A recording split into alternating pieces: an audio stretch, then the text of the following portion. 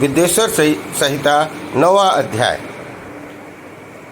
लिंग पूजन का महत्व। नंदिकेश्वर कहते हैं, ब्रह्मा और विष्णु भगवान शिव को प्रणाम कर चुपचाप उनके दाएं बाएं भाग में खड़े हो गए। उन्होंने पूजनीय महादेव जी को श्रेष्ठ आसन पर बिठाकर पवित्र वस्तुओं से उनका पूजन किया। दीर्घ काल तक स्थिर रहने वाली वस्तुओं को पुष्प वस्तु और अल्पकाल तक टिकने वाली वस्तुओं को प्राकृत वस्तु कहते हैं।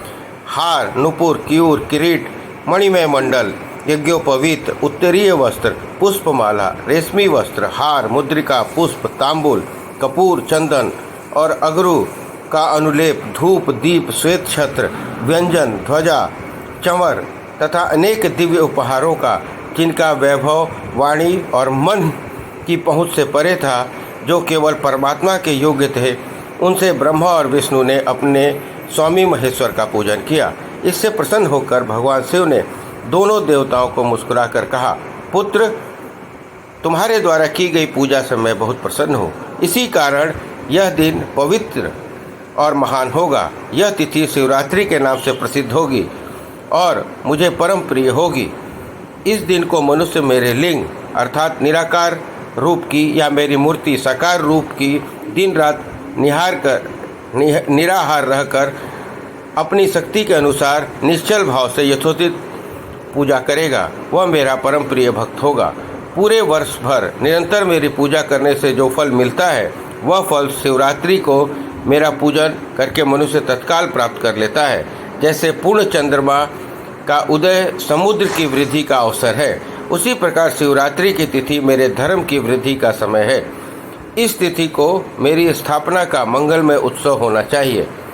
मैं मार्गशीर्ष मास के आद्रा नक्षत्र से युक्त पूर्णमासी या प्रतिपाद को ज्योतिर्मय स्तंभ के रूप में प्रकट हुआ था। उस दिन जो भी मनुष्य पार्वती सहित मेरा दर्शन करता है तथा मेरी मूर्ति या लिंग की झांकी निकालता है, वह मेरे लिए कार्तिकेय से भी अधिक प्रिय है। इस शुभ दिन मेरे दर्शन मात्र से पूरा फल प्राप्त होता है। यदि दर्शन के साथ मेरा पूजन भी किया जाए तो इसका अधिक फल प्राप्त होता है कि वाणी द्वारा उसका वर्णन नहीं किया जा सकता। लिंग रूप में प्रकट होकर मैं बहुत बड़ा हो गया था, अतः लिंग के कारण वह भूतल लिंग स्थान के नाम से प्रसिद्ध हुआ। जगत के लोग इसका दर्शन और पूजन कर सकें, इसके लिए वह अनादि और अनंत ज्योति स्तंभ अथवा ज्योतिर्मय लिंग अत्यंत छोटा हो जाएगा। यह लिंग सब प्रकार के भोग सुलभ कराने वाला और भोग और मोक्ष का एकमात्र साधन है। इसका दर्शन, स्पर्श, ध्यान प्राणियों को जन्म और मृत्यु के कष्ट से छुड़ाने वाला है। शिवलिंग के यहाँ प्रकट होने के कारण यह स्थान अरुणाचल के नाम से प्रसिद्ध होगा तथा यहाँ बड़े बड़े तीर्थ प्रकट होंगे। इस स्थान पर रहने या मरने से जीवों को मोक्ष प्राप्त होगा। मेरे दो रूप है, साकार और निराकार।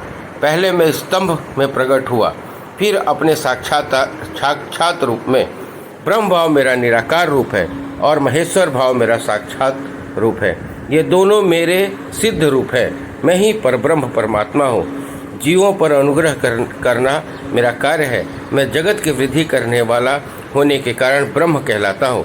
सर्वत्र स्थित होने के कारण मैं ही सबकी आत्मा हूँ। सर्ग से लेकर अनुग्रह तक जो जगत संबंधी पांच कृत है, वे सदा मेरे हैं।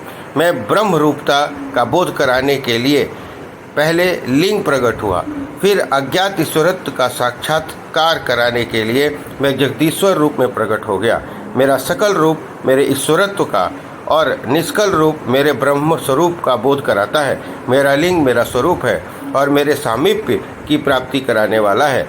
मेरे लिंग की स्थापना करने वाले मेरे उपासक को मेरी समानता की प्राप्ति हो जाती है तथा मेरे साथ एकत्व का अनुभव करता हुआ संसार सागर से मुक्त हो जाता है।